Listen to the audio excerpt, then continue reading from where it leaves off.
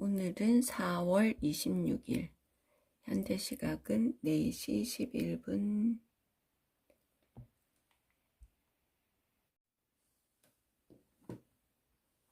현재 시각은 5시. 카를로 로벨리의 시간은 흐르지 않는다. 나는 학교에서 세상을 돌아가게 만드는 것이 에너지라고 배웠다. 우리는 석유나 태양열, 원자력 같은 에너지를 준비해야 한다. 에너지는 모터가 돌아가게 하고 식물을 자라게 하고 우리 잠을 깨워 활기찬 아침을 맞이하게 해준다.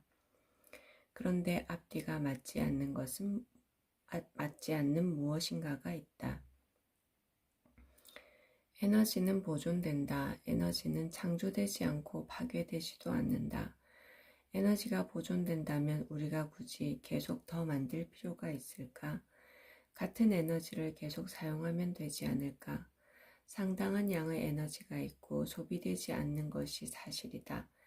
그런데 세상을 움직이는데 필요한 것은 에너지가 아니다. 필요한 것은 낮은 엔트로피다. 에너지는 열 에너지로, 즉 열로 전환되어 차가운 사물로 이동하는데 여기서부터는 특별한 조치 없이는 에너지를 이전 단계로 되돌릴 수 없고 식물을 자라게 하거나 모터를 돌리기 위해 사용할 수도 없다. 이 과정에서 에너지는 동일하게 유지되지만 엔트로피는 상승하는데 이것 역시 이전으로 되돌릴 수 없다. 이것이 연력학 제2법칙이다. 세상을 돌아가게 하는 것은 에너지원이 아니라 낮은 엔트로피의 근원들이다. 낮은 엔트로피가 없으면 에너지는 균일한 열로 약해지고 세상은 열 평형 상태에서 잠들 것이다. 과거와 미래의 구분도 사라지고 아무 일도 일어나지 않을 것이다. 지구는 가까이에 태양이 있어서 낮은 엔트로피의 원천이 풍부하다. 태양이 따뜻한 광자를 보내기 때문이다. 그러면 지구는 아주 차가운 광자들을 방출하면서 어두운 하늘 쪽으로 열을 발산한다. 유입되는 에너지 양은 방출되는 에너지 양과 거의 같아 결과적으로 이 교환에서는 에너지를 얻지 못한다. 그런데 지구는 태양으로부터 도착한 뜨거운 광자 하나당 차가운 광자 10개를 방출한다. 뜨거운 광자 하나의 에너지가 지구에서 방출되는 차가운 광자 10개의 에너지와 동일하기 때문이다. 뜨거운 광자 하나는 차가운 광자 10개보다 엔트로피가 적다. 뜨거운 광자 하나의 배열수가 차가운 광자 10개의 배열수보다 훨씬 적기 때문이다. 태양이 우리에게는 낮은 엔트로피를 꾸준히 공급하는 최고의 후원자인 것이다. 우리가 사용할 수 있는 낮은 엔트로피가 풍부하고 그 덕분에 식물과 동물이 성장하고 우리가 모터와 도시를 만들고 생각을 할 수 있고 이런 책도 쓸 수 있는 것이다. 태양의 낮은 엔트로피는 어디서 오는 것일까? 일단 태양 자체가 매우 낮은 엔트로피 배열에서 탄생했다. 태양계가 형성된 원시구름은 엔트로피가 더 낮았다. 이렇게 거슬러 올라가다 보면 이렇게 거슬러 올라가다 보면 우주 초기의 극도로 낮은 엔트로피에 이르게 된다. 우주의 거대한 역사를 이끌어가는 것은 우주의 엔트로피 성장이다. 그러나 우주에서 엔트로피 성장은 상자 안의 가스가 갑자기 팽창하는 것처럼 급속도로 진행되지는 않는다. 점진적으로 시간을 두고 이루어진다. 거대한 국자를 사용해도 우주처럼 커다란 덩어리를 휘젓는 데는 시간이 걸린다. 게다가 엔트로피의 증가를 차단하고 방해하는 관문들이 있어서 증가하는 과정은 실제로 쉽게 진행되지 않는다. 오랫동안 방치해둔 나무 더미를 예를 들어보자. 이런 나무 더미는 엔트로피가 높은 상태가 아니다. 왜냐하면 탄소나 수소 같은 구성 성분들이 아주 특별한 방식으로 결합하여 나무를 형성하기 때문이다. 엔트로피는 이 특별한 조합이 깨져야 성장한다. 나무가 불에 타면 이 결합이 깨지는데 나무를 형성한 특별 구조에서 나무의 구성 요소들이 분열하고 엔트로피가 맹렬하게 증가한다. 그런데 나무는 스스로 타기 시작하지 않는다. 무엇인가가 높은 엔트로피 상태에서 갈 수 있는 문을 열어줄 때까지는 낮은 엔트로피 상태로 남아있다. 나무더미는 카드로 만든 성처럼 불안정한 상태이지만 무엇인가 나타나 무너뜨리지 않는 이상 붕괴되지는 않는다. 그 무엇인가는 예를 들면 불을 지피는 성냥 같은 것이다. 불은 나무가 높은 엔트로피 상태로 건너갈 수 있는 길을 열어주는 과정이다. 엔트로피의 증가를 방해하거나 지연시키는 장애물은 우주 곳곳에 널려 있다. 과거의 우주는 기본적으로 수소가 방대하게 펼쳐지는 곳이었다. 수소는 헬륨으로 융합될 수 있는데 헬륨이 수소보다 엔트로피가 높다. 하지만 이런 일이 일어나려면 길이 열려야 한다. 예를 들어 별이 점화돼야 거기서 수소가 헬륨으로 연소되기 시작하는 것이다. 그렇다면 무엇이 별에 불을 붙일까? 엔트로피를 증가시키는 또 다른 과정이 있다. 은하를 떠돌아다니는 거대한 수소 구름이 중력으로 수축되는 과정이다. 수축된 수소 구름은 분산된 수소 구름보다 엔트로피가 훨씬 높다. 하지만 수소 구름은 거대하기 때문에 응축되려면 수백만 년이 걸린다. 수소 구름이 응축된 후에야 핵융합 과정을 폭발시키는 지점까지 가열이 시작될 수 있다. 수소를 태워 헬륨으로 만드는 핵융합 과정의 점화가 엔트로피를 증가시키는 문이다. 우주의 모든 역사는 이렇게 엔트로피 증가가 멈추고 점프하면서 전개되어 왔다. 무엇인가 개입해 엔트로피를 증가시키는 과정의 문을 열기까지는 낮은 엔트로피의 분지 속에 갇혀 있기 때문에 엔트로피의 증가는 빠르지 않고 일정하지도 않다. 엔트로피의 증가 그 자체가 때에 따라서는 엔트로피가 또 한 번 증가한다는 새로운 문을 열기도 한다.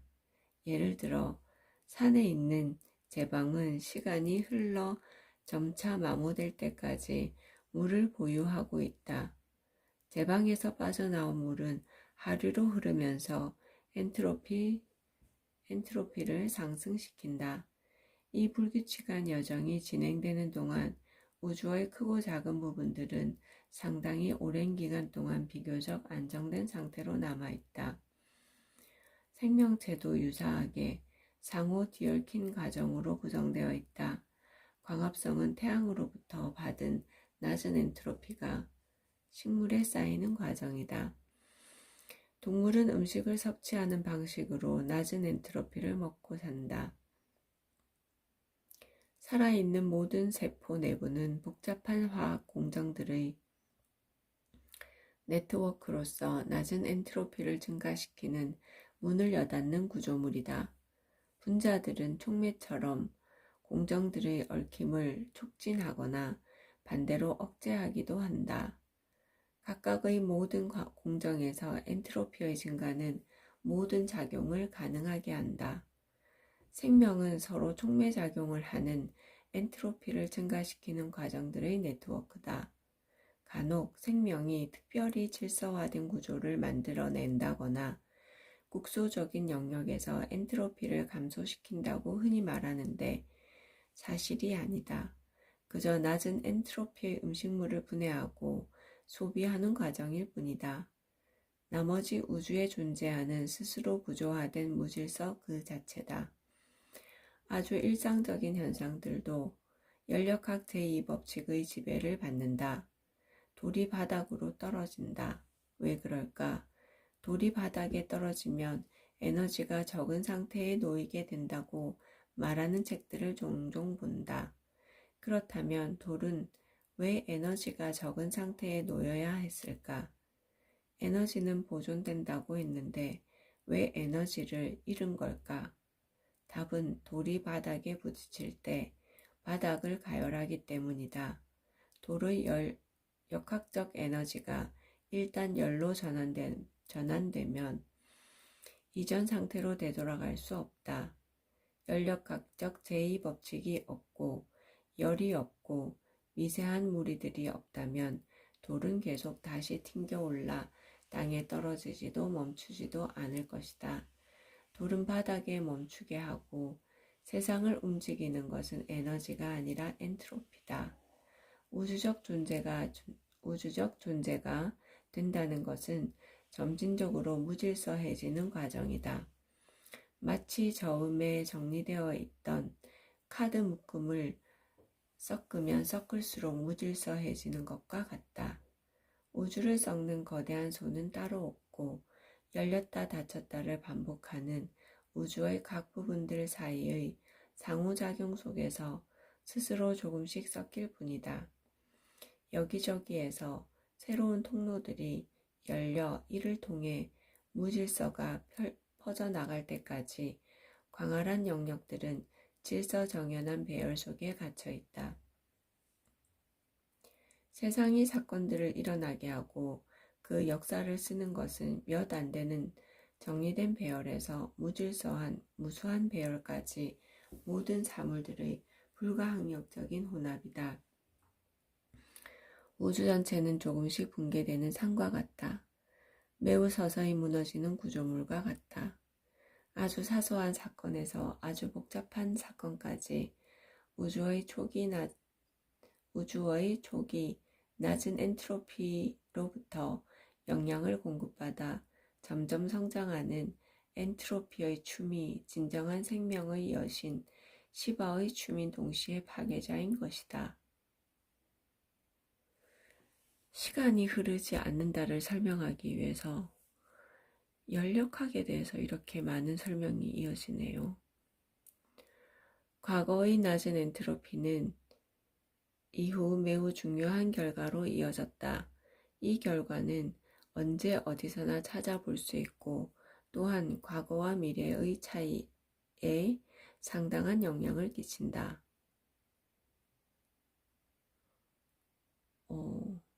엔트로피와 시간에 대해서 이제 얘기하나 봅니다. 과거와 미래의 차이에 영향을 끼친다.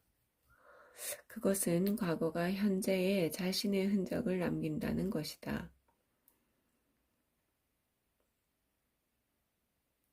흔적은 곳곳에 있다. 달 위의 분화구들은 과거의 충격을 받았다는 증거이다. 화석은 과거 생명체의 형태를 보여준다. 망원경은 멀리 있는 은하들의 과거 상태를 나타낸다. 책을 보면 우리의 지난 역사를 알 수 있고 우리의 뇌는 기억으로 가득 차 있다. 미래가 아닌 과거의 흔적만 있는 이유는 과거에 엔트로피가 낮았기 때문이다. 다른 이유는 전혀 없다. 과거와 미래의 차이를 만드는 근본적인 원인은 과거의 엔트로피가 낮았다는 것뿐이다. 흔적이 남으려면 무엇인가 정지해서 움직이지 말아야 하는데 이것은 되돌릴 수 없는 과정을 통해서만, 즉 에너지를 열로 변환시키는 과정을 통해서만 가능하다. 그래서 컴퓨터가 뜨거워지고 뇌가 뜨거워지고 달 위로 떨어지는 유성들이 달을 가열하고 심지어 중세시대 베네딕트 수도원의 서기들이 사용한 거위털 펜도 종이를 가열했다. 열이 없는 세상에서는 모든 것이 탄력적으로 튕기고 그 어떤 것도 자신의 흔적을 남기지 않는다. 풍부한 옛 흔적의 존재는 과거가 결정되어 있다는 친숙한 느낌을 준다. 어떤 비슷한 미래의 흔적도 없다는 것은 미래가 열려 있다는 느낌을 준다. 흔적의 존재는 우리 뇌가 지나간 사건들의 지도를 광범위하게 펼쳐놓을 수 있게 해주지만 미래의 사건에 대한 것은 전혀 없다. 그런데 이것은 우리가 세상 속에서 자유롭게 행동할 수 있다는 느낌의 바탕을 이룬다. 과거에 대해서는 뭔가를 할 수 없을지라도 다양한 미래에 대해서는 선택을 할 수 있으니 말이다. 우리는 뇌의 방대한 메커니즘을 직접 인지하지는 못한다. 이 메커니즘들은 발생 가능한 미래를 계산하기 위한 진화 과정에서 설계되었다. 이를 우리는 결정이라고 말한다. 그리고 어떤 세부적인 것으로 말미암아 현재가 정확히 예외적인 상황이 되면 뇌의 메커니즘이 대체 가능한 미래를 탐구하게 될 것이다. 이때 자연스럽게 결과에 선행되는 원인에 대해 생각하게 된다. 미래 사건의 원인은 과거 사건이다. 그 원인이 된 사건을 제외하고 모든 것이 동일한 세상이라면 미래의 사건이 더 이상 따라 나오지 않는다는 의미다. 우리의 경험상 원인이 결과에 선행한다는 개념은 시간과 대칭을 이루지 않는다. 두 사건의 원인이 동일하다는 것을 확인하게 될 때가 있는데 특히 이 공통적인 원인을 미래가 아닌 과거에서 발견한다. 예를 들어 두 쓰나미 물결이 인접해 있는 두 섬에 동시에 밀려오는 우리는 미래가 아닌 과거의 두 쓰나미의 원인이 된 한 가지 사건이 있었을 것이라고 생각한다. 그런데 이런 일은 생기지 않는다. 과거에서 미래로 인과관계의 마력이 존재하기 때문이다. 이런 일은 두 사건 사이에 상관관계가 존재하지 않을 가능성이 희박하기 때문에 발생하는 것이다. 그리고 그러한 가능성을 제공하는 것은 과거의 낮은 엔트로피뿐이다. 다시 말해, 공통 원인이 과거에 존재한다는 것은 과거에 엔트로피가 낮았다는 징후일 뿐이다.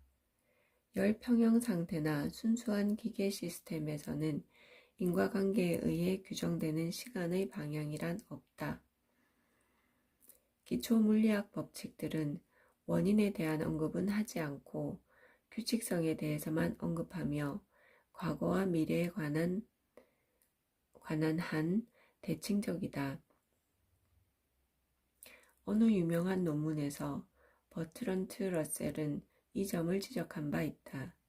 인과 법칙은 군주제처럼 실수로 피해를 끼치지 않는다는 이유만으로 살아남은 지난 시대의 잔재다. 과장이다. 기초 수준에서 원인이 없다는 사실만으로 원인의 개념이 무용지물이 될 수는 없다. 기초 수준에는 고양이도 없다. 그렇다고 해서 우리가 고양이에 대해 신경 쓰는 것을 그만두지는 않는다.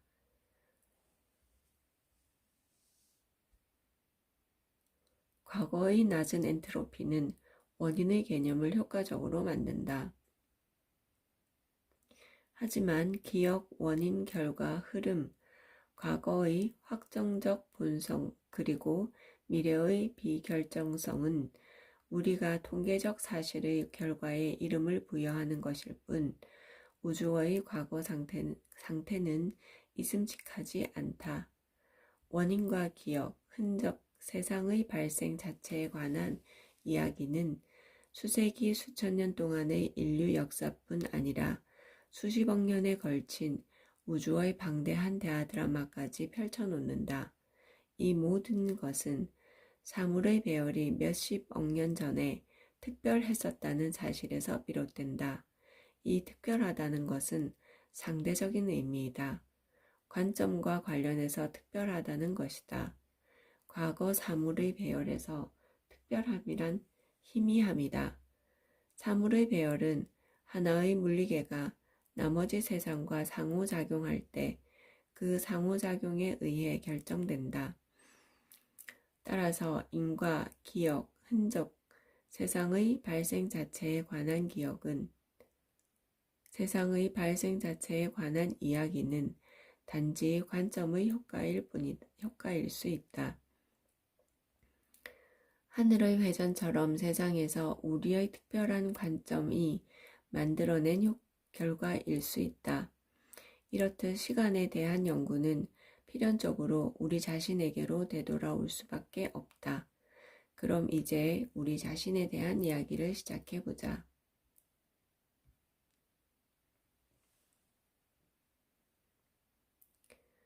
이제 우리 자신으로 돌아와서 시간의 본성과 관련해 우리가 하는 역할에 대해 이야기해보자. 우리 인간은 무엇인가? 실체인가? 하지만 이 세상은 실체로 이루어져 있지 않고 서로 결합하는 사건들로 이루어지는데 그렇다면 나는 무엇인가?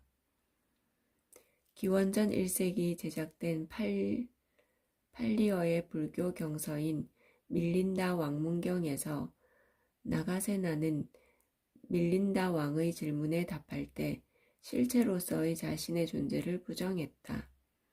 밀린다 왕이 현자 나가세에게 말했다. 당신의 이름은 무엇인가요, 스승님? 스승이 답했다. 저는 나가세입니다. 위대한 왕이시여. 그러나 나가세는 그저 이름이고 호칭이고 표현이고 단순한 단어일 뿐입니다. 여기에는 아무도 없습니다. 왕은 그렇게 단호한 목소리로 확언하는 것이 놀라웠다. 만약 아무도 없다면 옷을 입고 음식을 먹는 것은 누구란 말인가요? 선행을 하며 사는 것은 누구인가요? 살생을 하고 도둑질을 하고 쾌락을 즐기고 거짓말을 하는 것은 누구인가요? 예술가도 없고 선도 악도 없다면 왕은 주체는 자율적인 존재여야 하고 자신을 구성하는 요소들로 환원될 수 없는 존재라고 주장했다.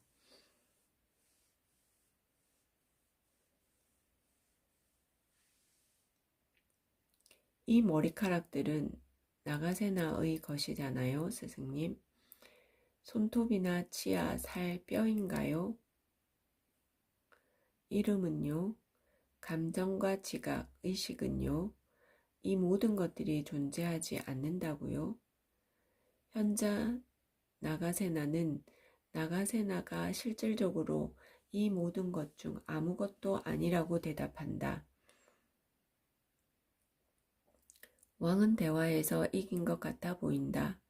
나가세나가 이 모든 것 중 아무것도 아니라면 다른 어떤 것이어야 하는데 이 다른 어떤 것은 주체인 나가세나일 것이다.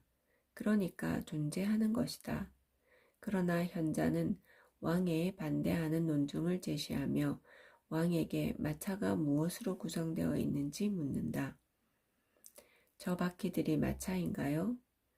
차축이 마차인가요? 멍에가 마차인가요? 부품들의 집합이 마차인가요?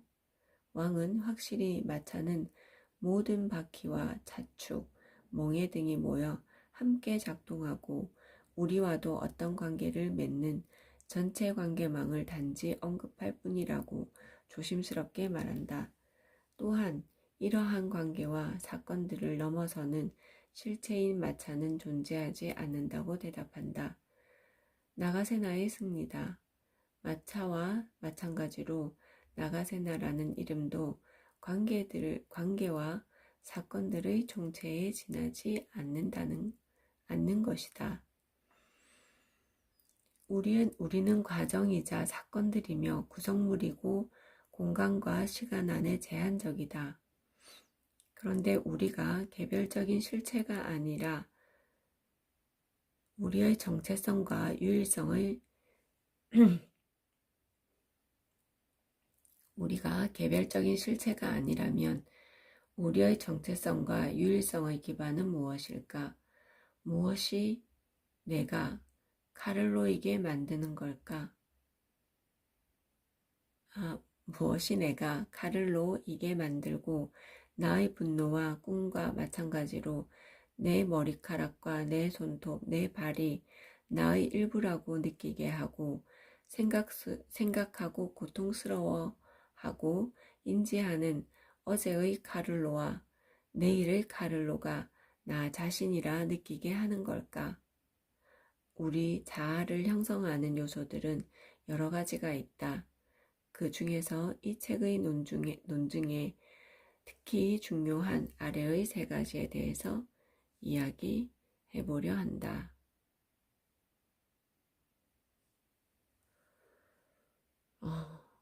우리 자아를 형성하는 요소.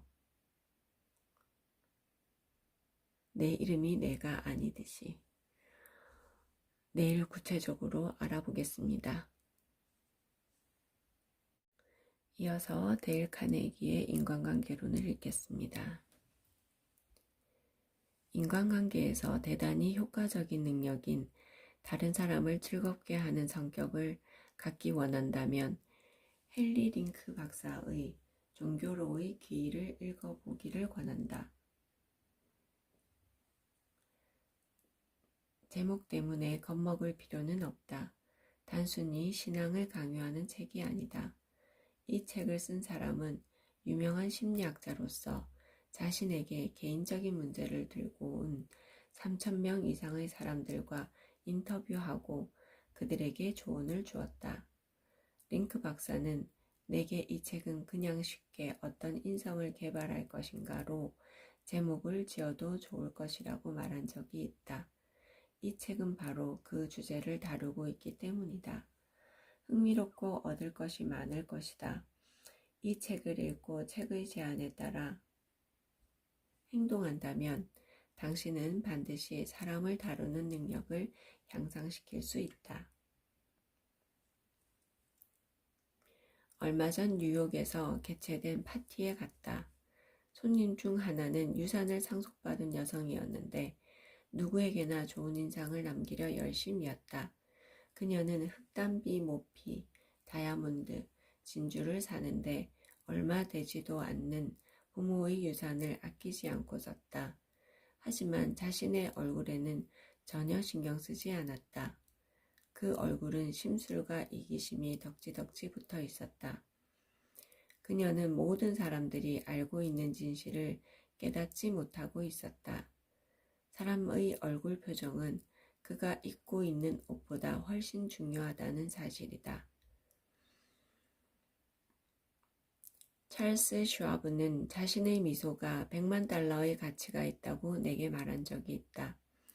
그는 앞서 말한 진실을 알고 있었을 것이다. 그의 성품, 그의 매력, 다른 사람들로 하여금 그를 좋아할 수밖에 없게 만드는 능력이야말로 그가 엄청난 성공을 거둘 수 있었던 원인이었고, 게다가 그의 성품 중에서도 다른 사람을 가장 기분 좋게 만들어 주었던 것이 바로 그 매력적인 미소였기 때문이다. 한 번은 프랑스 가수 및 영화배우 모리스 슈발리에와 오후를 보낸 적이 있다. 솔직히 나는 실망했다. 무뚝뚝하고 말수가 적은 그는 내가 생각했던 사람이 전혀 아니었다.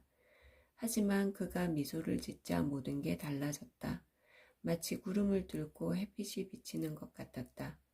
그 미소가 아니었다면 모리스 슈발리에는 파리에서 아버지와 형의 직업을 따라 여전히 수납장이나 만들고 있었을 것이다. 말보다는 행동이 중요하다. 미소는 이렇게 말한다. 당신이 좋아요. 당신은 나를 행복하게 해주어요. 당신을 보게 되어 정말 좋아요. 그래서 개들이 인기가 있는 것이다. 개들은 우리를 보고 기쁨을 참지 못해 펄쩍펄쩍 뛰어다닌다. 당연히 우리는 그런 개들을 보고 기분 좋아질 수밖에 없다. 진심에서 우러나오지 않은 가식적인 미소라고? 아니다. 그런 미소는 아무도 속일 수 없다. 우리는 그런 웃음이 기계적인 웃음이란 걸 쉽게 알아채고 싫어한다. 내가 말하고자 하는 것은 진짜 미소, 마음을 따뜻하게 만들어주는 미소, 마음에서 우러나오는 미소, 훌륭한 가치를 가지는 미소이다. 뉴욕 대형 백화점의 인사 담당자는 심각한 얼굴을 한 철학 박사보다는 초등학교조차 마치지 못했더라도 사랑스러운 미소를 가지고 있는 소녀를 채용하겠다고 말했다. 미국에서 손꼽히는 고무회사 중 하나의 대표이사가 내게 말하기를 자신의 관찰 결과 일에 재미를 느끼지 못하는 사람은 어떤 일을 하더라도 성공할 수 없다고 했다. 이 산업계의 지도자는 다른 데 눈길을 주지 않고 열심히 일하는 것이 우리의 욕망을 충족시키는 유일한 마법의 열쇠라는 옛 격언을 그다지 믿지 않는다. 그는 말했다. 저는 웃고 즐기며 자신의 일을 했기 때문에 성공했던 사람들을 알고 있어요. 나중에 이 사람들은 자신의 일을 남들처럼, 그러니까 진짜 일처럼 하기 시작했고, 그러다 보니 일에서 모든 재미를 잃었고, 그래서 실패했습니다. 다른 사람이 만나고 싶어 하는 사람이 되고 싶다면 먼저 당신이 사람들을 만나는 것을 즐겨야 한다. 나는 수천 명의 비즈니스맨들에게 일주일 동안 매일 매시간 누군가에게 미소를 짓고 수업에 와서 그 결과를 말해달라고 했다. 어떤 효과가 있었을까? 지금부터 알아보기로 하자. 아메리카 증권거래소에서 일하는 윌리엄 B. 스타인하트에게서 온 편지가 있다. 그의 사례는 예외적인 것이 아니다. 사실은 다른 수백 건의 경우와 같이 전형적인 사례다. 저는 결혼한 지 18년이 지났습니다. 18년 내내 아침에 일어나서 일하러 갈 준비를 마칠 때까지 아내에게 웃지도 않았고 20단어 이상 말하지 않았습니다. 세상에서 가장 무뚝뚝한 사람 중 하나였죠. 선생님이 미소의 경험에 대해 말을 해보라는 과제를 내주셨으니 저는 일주일 동안 미소를 지어보기로 했습니다. 그래서 다음날 아침 거울 속에서 내 심각한 얼굴을 보고 머리를 빗으며 이렇게 말했죠. 빌, 오늘 당장 그 불만이 많은 얼굴은 지워버려. 이제부터는 웃을 거야. 지금 당장부터 시작이야.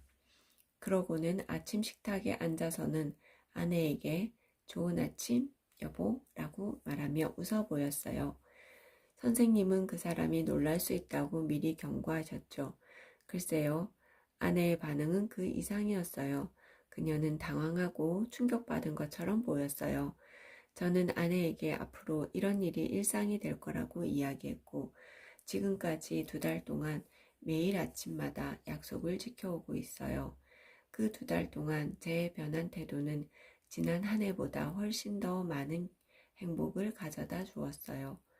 출근길에는 아파트의 엘리베이터에서 보이에게 좋은 아침이라고 인사하죠. 물론 미소를 지으면서요. 도어맨에게도 미소를 띠며 인사를 해요. 지하철 부스에서 잔돈을 받을 때도 출납원에게 미소를 짓습니다. 증권거래소에서는 최근까지 제가 웃는 걸 한 번도 못 본 사람들에게 미소를 보내요. 얼마 안 가서 모든 사람들이 제 미소를 받고 다시 제게 미소를 돌려준다는 걸 발견했습니다. 저는 불평불만이 있어 저를 찾아온 사람에게도 유쾌하게 대해요. 미소를 띤 채 이야기를 들어주면 일이 훨씬 쉽게 풀리더라고요. 미소가 매일같이 많은 돈을 벌어준다는 사실을 알게 되었죠. 저는 다른 중개인 한 명과 사무실을 같이 쓰고 있습니다. 그 중개인의 직원 중 호감이 가는 젊은이 하나 하나 있습니다.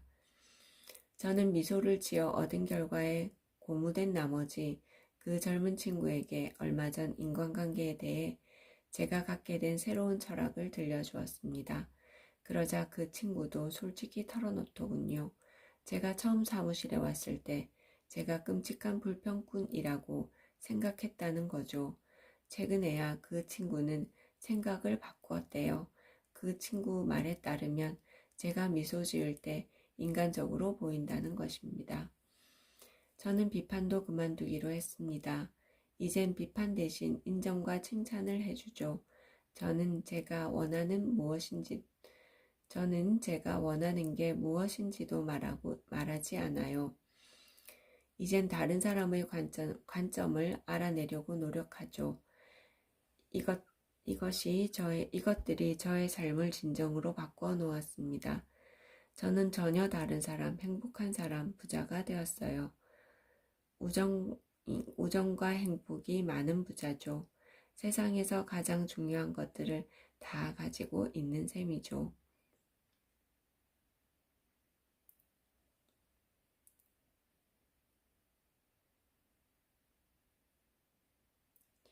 이 편지를 쓴 사람이 지적 수준이 높고 세상 일에 밝은 증권 거래인이라는 사실을 기억하라. 그는 뉴욕 증권거래소에서 자신의 이익을 위해 주식을 사고 팔며 살아가는 사람이다. 워낙 힘든 일이라 100명 중 99명은 실패하는 일이다. 웃고 싶지 않다고 그러면 어떻게 해야 할까? 이 두 가지가 있다. 첫째, 억지로 웃어라. 혼자 있다면 휘파람을 불든 콧노래 아니면 노래라도 불러라. 그러면 행복해질 수 있다. 지금은 고인이 된 하버드 대학의 윌리엄 제임스 교수는 다음과 같이 썼다. 행동이 감정을 따르는 것 같지만 사실 행동과 감정은 같이 간다. 따라서 자신의 의지로 통제할 수 있는 행동을 조절하면 직접적인 통제가 불가능한 감정도 간접적으로 통제할 수 있게 된다. 따라서 즐거움을 잃었다면 자발적인 즐거움으로 가는 최고의 길은 즐거운 자세를 가지고 이미 즐거운 사람들처럼 행동하고 말하는 것이다. 세상의 모든 사람들은 행복을 추구한다. 그런데 행복을 찾는 확실한 방법이 하나 있다. 당신의 생각을 통제하면 된다. 행복은 외적 상황에 달려있지 않다. 행복은 내적 조건에 달려있다. 정말 맞는 말인 것 같은데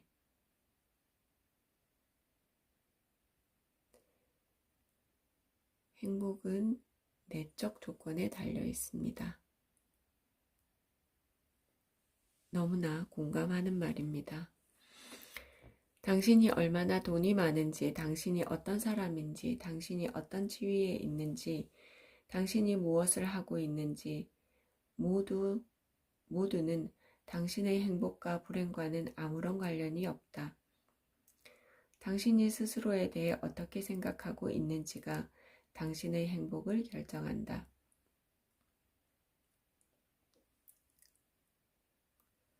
예를 들어보자. 두 사람이 같은 장소에서 같은 일을 하고 있다. 두 사람은 같은 돈과 권리를 누리고 있다. 하지만 한 사람은 불행하고 다른 한 사람은 행복하다. 왜일까? 바로 정신적인 태도가 다르기 때문이다. 중국의 끔찍한 더위 속에서 땀을 뻘뻘 흘리며 고된 노동을 하면서도 뉴욕의 번화가 파크 애비뉴 사무실에서 일하는 것처럼 행복한 표정을 짓고 있는 중국인 막노동자들도 있다. 섹스피어는 말한다. 본질적으로 좋고 나쁜 건 없다. 우리의 생각이 어떤 것을 좋거나 나쁜 것으로 만든다. 부처님도 이렇게 얘기하신 것 같은데 본질적으로 좋고 나쁜 건 없다. 우리 생각이 모든 것을 그렇게 판단하는 것 같다. 에브라함 링컨은 사람들 대부분은 자신이 행복해지겠다고 마음 먹는 것만큼만 행복하다라고 말한 적이 있다. 자신이 행복해지겠다고 마음 먹는 것만큼만 행복하다. 최근에 그의 말이 진리임을 증명해주는 좋은 사례를 보았다. 나는 뉴욕 롱아일랜드역의 계단을 걸어 올라가고 있었다. 내 앞에는 30-40명 정도의 다리를 저는 아이들이 지팡이나 목발을 짚고 낑낑거리며 계단을 올라가고 있었다. 한 아이는 다른 사람들이 안고 올라가고 있었다. 나는 그들이 즐겁게 웃고 있는 것을 보고 깜짝 놀랐다. 아이들을 맡고 있던 사람 중 하나에게 그런 이야기를 했더니 그 사람이 말했다. 아, 그렇죠. 아이들은 평생 장애를 가지고 살아가야 한다는 사실을 알게 되면 처음엔 충격을 받아요. 하지만 그 충격을 극복하고 나면 운명에 순응하는 다른 아이들처럼 똑같이 행복해하지요. 진짜 그럴 수 있다고요? 그 아이들에게 모자를 벗어 경의를 표하고 싶었다. 내가 평생 절대로 잊지 않을 교훈을 가르쳐 주었기 때문이다. 나는 배우 메리 픽포드와 함께 오후를 보낸 적이 있다. 그녀가 남편이자 배우였던 더글러스 페어뱅커스와 이혼을 준비하고 있을 때였다. 사람들은 아마도 당시에 그녀가 제정신이 아니고 불행한 상태라고 생각했을 것이다. 하지만 그녀는 내가 보아왔던 사람들 중에서 가장 침착하고 씩씩한 사람 중 하나였다. 그녀의 얼굴은 행복으로 빛나고 있었다. 비결이 무엇이었느냐고 그녀는 35페이지 남짓밖에 되지 않는 소책자에서 그 비결을 알려주었다. 도서관에 가서 그녀가 쓴 하나님을 믿어보라는 책을 대출해서 읽어보시라.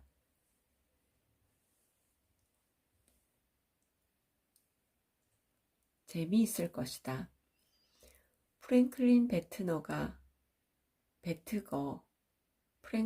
베트거는 세인트루이스 카디널스의 삼루수 출신으로 지금은 미국에서 가장 성공한 보험 영업사원이다. 그는 내게 미소를 짓는 사람은 언제나 환영받기 마련이라는 사실을 몇 년 전에 깨달았다고 말했다. 누군가의 사무실에 들어가기 전 그는 잠깐 멈추어 서서 감사해야 할 많은 것들을 생각하고 진심으로 우러나온 커다란 미소를 짓는다. 그리고는 그 미소가 사라지기 전에 방에 들어간다.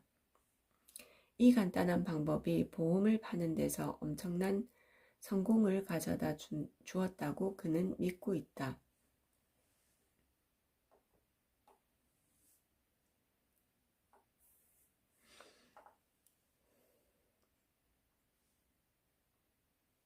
정말 좋은 방법인데요. 감사해야 할 많은 것들을 생각하고 진심에서 그 미소를 짓는다. 철학자 엘버트 허버트의 현명한 충고를 꼼꼼히 읽어보라. 하지만 기억하라. 읽기만 하고 충고를 실천에 옮기지 않는다면 아무런 도움도 되지 않을 것이다. 문 밖에 나설 때마다 턱은 당기고 머리는 높이 세우고 가슴을 최대한 부풀려라. 햇살을 들이키고 미소로 친구들을 반기고 영혼을 담아 악수를 나누라. 사람들이 오해할까 두려워 말고 적들을 생각하느라 1분 1초도 낭비하지 마라. 하고픈 일을 확실히 정하려 노력하고 그 다음에는 한눈 팔지 말고 곧바로 목표를 향해 나아가라. 당신이 하고픈 위대하고 빛나는 일에 집중하라. 그러면 하루하루가 지나며 산호가 흐르는 조류에서 자양분을 얻듯이 무의식적으로 그 욕망을 충족시키는데 필요한 기회들을 포착하는 자신을 발견할 수 있을 것이다. 당신이 되고픈 유능하고 진실되고 유용한 사람을 마음에 그려라. 그러면 당신이 가지고 있는 그 생각이 몇 시간 당신을 그 특정한 사람이 되도록 만들어 줄 것이다.